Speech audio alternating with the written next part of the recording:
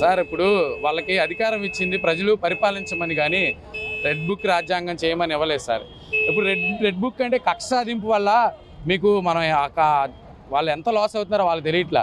ఏమైనా ఇన్వెస్ట్మెంట్ పెట్టాలంటే వీళ్ళు కక్ష సాధింపు చర్యలు చేస్తున్నారని చెప్పి ఎవరు రావట్లే కంపెనీస్ ఇన్వెస్ట్మెంట్కి. ఎందుకంటే నెక్స్ట్ అధికారం పోతుందని ఇప్పటికే అనుకుంటున్నారు. ఎందుకంటే సార్ రెగ్యులర్ ఇంటర్వెల్స్లో ఫెయిల్యూర్స్, గవర్నమెంట్ ఫెయిల్యూర్. మన విజయవాడకు సంబంధించి ఒకసారి ఆలోచించండి సార్. విజయవాడకు సంబంధించి వరదలు వచ్చినాయి. ఎక్కడైతే వాళ్ళ పార్టీ వాళ్ళు ఎక్కువ ఉంటారు, వాళ్ళ పార్టీలు ఎక్కువ ఉన్న ఏరియాను కూడా వాళ్ళు ఇంట్రెస్ట్ చూపించకుండా వాళ్ళ జాగ్రత్తగా తీసుకోకుండా వదిలేశారు. వాళ్ళు ఎప్పటి నుంచో కష్టపడి సంపాదించుకున్న మంచాలు, టీవీలు మొత్తం కోల్పోయారు సార్. ఎంతైనా సరే సార్, మధ్యతరగతి వ్యక్తి అయినా, కొంచెం రిచ్ పీపుల్ అయినా ఇంట్లో ఉన్న సామాన్లన్నీ కొనాలంటే 1-2 నెలలు అవ్వదు సార్, 2-3 సంవత్సరాలు పట్టిద్ది. అలాంటిది ప్రభుత్వానికి అధికారం ఇస్తే అధికారులు వైఫల్యమో తెలియదు, పెద్ద నష్టం జరిగింది. ఎందుకంటే బుడవేర్ అనేది లీక్ అయ్యి మొత్తం మునిగిపోయింది. సో ఇది బిగ్ ఫెయిల్యూర్ సార్. దీనికి ఏమన్నా రీప్లేస్మెంట్ చేస్తారని చేయలే. ప్లస్ వరదలకి డబ్బు పంచమని చెప్తే అగ్గిపెట్లకి 23 కోట్లు అయినాయి అన్నారు సార్. అక్కడేమో బ్లాక్లో వాటర్ బాటిల్ 200కి, పాలు వచ్చి 500కి బ్లాక్లో అమ్ముకుంటున్నారు సార్. మీకు వాలంటీర్ వ్యవస్థ ఉంటే వాలంటీర్ వెళ్ళి ప్రతి ఒక్క కుటుంబానికి నిత్యావసర వస్తువులు అందించేవాళ్ళు. వీళ్ళు ఏం చేశారంటే సార్, అవసరమైన సమయంలో వాలంటీర్స్ని ఉపయోగించుకోలేదు. కరోనా టైంలో ఎంత బాగా ఉపయోగించుకున్నామో, ఇలాంటి విపత్తు వచ్చినప్పుడు దయచేసి ఆ వాలంటీర్స్ని మళ్ళీ ఉద్యోగంలో తీసుకొని వాళ్ళతో పని చేయించుకొని ప్రజలకి మంచి చేయాలనే ఆసక్తి, శ్రద్ధ ఈ గవర్నమెంట్కి లేదు సార్. దీనివల్ల ఎంతోమంది ప్రజానికం ఇబ్బంది పడడం జరిగింది. ఎస్పెషల్గా ఎవరైతే ఆ పార్టీకి సంబంధించి ఎక్కువ ఉన్న ఏరియాల్లోనే మీరు ఎఫెక్ట్ అయింది ఒకసారి ఆలోచించుకోండి. అంతేకాకుండా సార్, జగన్మోహన్ రెడ్డి గారు ఎస్సీ, ఎస్టీ, బీసీ, మైనారిటీ అన్ని కులాలను ఒకేలా చూశారు సార్.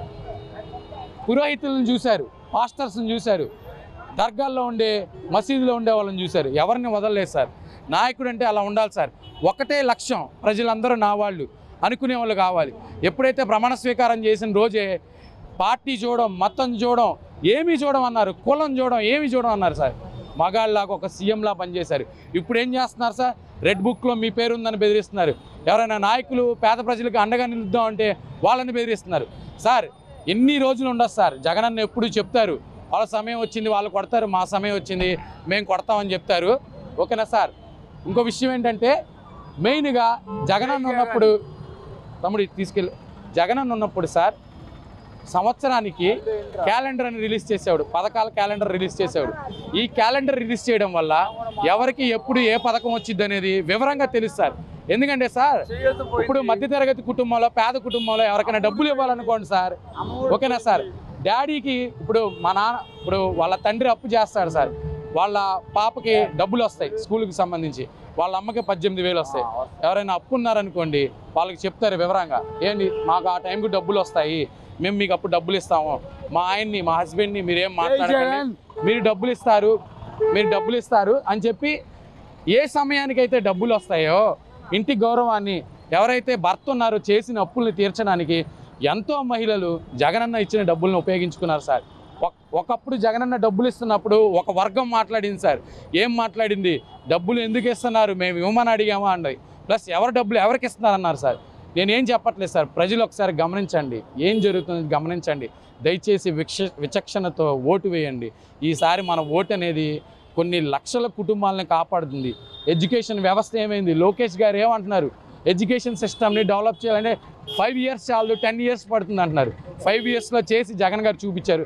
దయచేసి మీరు ప్రజలందరూ ఆలోచించి మీరు ఓటు వేసే టైంలో తప్పకుండా ఎవరైతే మంచిగా చేస్తున్నారో, ఎవరైతే హిందూ, ముస్లిం, క్రిస్టియన్ అని చూడకుండా అందరిని ఒకలా చూస్తున్నారో వాళ్ళకు ఓటు వేయండి.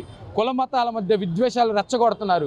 ఏదైతే నార్త్ ఇండియాలో ఉన్నటువంటి విద్వేషాలని సౌత్ ఇండియాలో రాష్ట్రాన్ని రెచ్చగొడుతున్నారు.